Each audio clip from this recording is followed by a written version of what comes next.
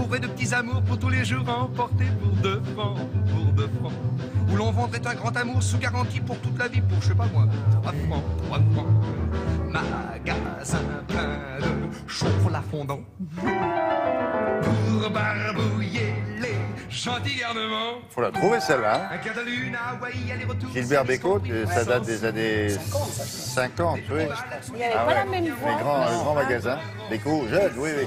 Que se passe-t-il lorsque précisément un grand magasin parisien envisage de faire peau neuve? Alors qu'est-ce qu'il fait? Il appelle des architectes, il fait un concours, je suppose, c'est comme ça qu'on fait? Oui, il faut un concours, oui, effectivement. Des agences, tout ça, je veux ça, je veux ça. Et vous avez suivi les architectes, vous avez suivi le concours, tout le concours? Ah non, j'ai suivi une fois que c'était livré, parce que ça a quand même duré longtemps. Non, ce qui est étonnant, c'est que ce grand magasin fondé en 1865 par Jules Jaluseau a toujours misé sur le patrimoine, c'est-à-dire que le bâtiment fait partie de ce qui est emblématique à Paris et même en France. Et donc, quand ils ont lancé effectivement ce grand concours, parce ils ont transformé la partie homme de ce grand magasin, ils ont demandé non pas à un architecte d'intervenir, mais à 4 architectes. C'est là où c'est étonnant. Donc, ils ont travaillé ensemble? Ils ont travaillé ensemble, mais à des niveaux différents. C'est-à-dire que chacun avait un étage. À une agence, on a confié... on va dire un petit peu ce qui est artistique, et quand on rentre dans le magasin, un peu la vision qu'on a de l'extérieur et de l'intérieur quand on rentre dans le magasin, pour créer ce lien encore avec le patrimoine parisien. Après, avec l'immeuble. Avec l'immeuble, exactement. Après, premier étage, rez-de-chaussée, premier étage, un architecte, Villemotte, ensuite les Sigus, ensuite un cabinet anglais, et je trouve que c'est une excellente idée. Mais tout ça, ça fait une unité ou alors oui. c'est... Ah bon? Oui, ça fait une unité. En même temps, il fallait qu'à chaque étage, on retrouve un univers. C'est-à-dire que parfois c'était plus sport, parfois c'était plus habillé. Et ça marche bien parce que le lien, c'est les matériaux. C'est-à-dire que vous avez les mêmes codes de très beaux matériaux. Vous avez du bois, vous avez le béton brut. Et chacun revisite ça. Il n'y a une pas 50 signature. matériaux. Il y a le bois, il y a le béton, il y a le verre et l'acier. Oui, c'est ça. Oui, mais on peut mettre des bâtiments aussi, des matériaux de composition pas naturels. Là, du coup, ça donne vraiment quelque chose de chic. Bon, allez. Regardez. Merci beaucoup. De rien.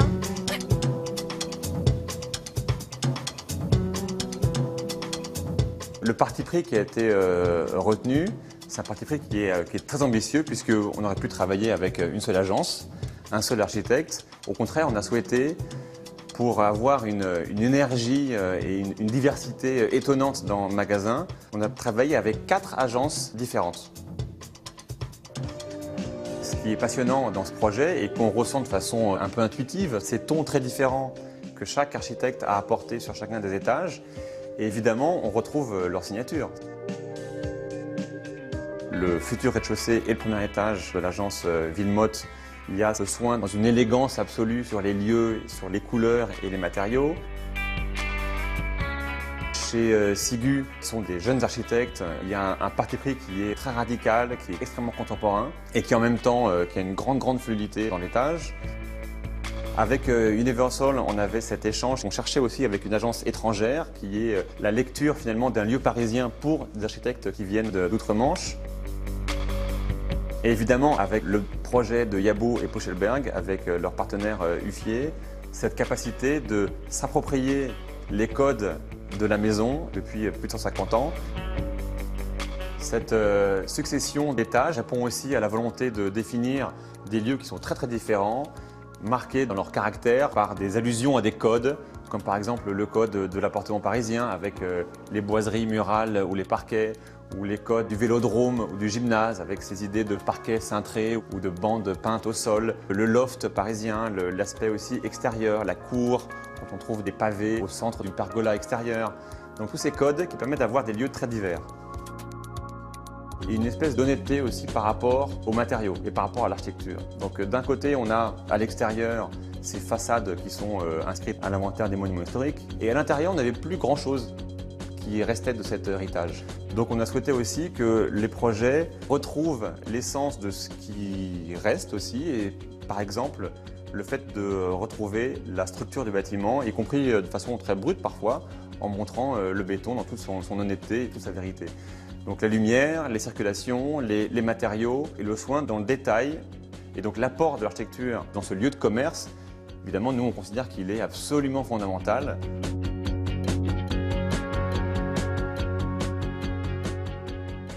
a raison, ce jeune homme. La circulation, c'est important. La circulation, c'est important. Et je trouve ce qu'il dit très juste, c'est-à-dire l'apport de l'architecture est fondamental. C'est-à-dire que c'est pas pour rien qu'on va chercher un designer pour améliorer un produit. C'est pas pour rien qu'on va chercher un architecte pour améliorer un lieu. Là, il pense en termes d'humain au milieu d'un bâtiment. Et là, vous disiez la circulation. On se sent bien et on évolue correctement dans un lieu public. Parce que n'oublions pas qu'un magasin, un grand magasin est un lieu public, un lieu visité par des gens. Bon. Tout à fait. Merci beaucoup. Allez, au revoir. Au revoir. Je vais